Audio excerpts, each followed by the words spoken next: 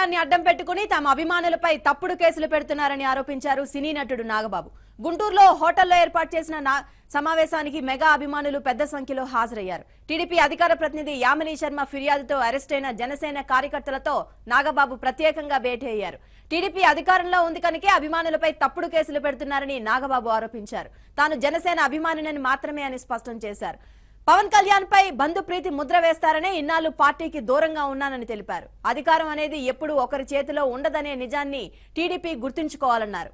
అభిమానులకు mega family నుంచి ఎప్పుడూ అండగా ఉంటుందన్నారు నాగబాబు.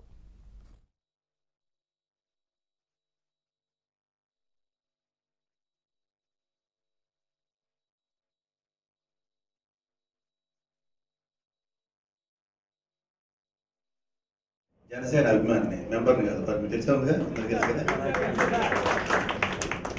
తమ్ముడికి ఈ నెపోటిజం అంటే బంధు ప్రీతి అది రానివ్వకూడదని చెప్పి నేను మిత్రులు అనుకునే దూరం అయిపోయాం పార్టీకి.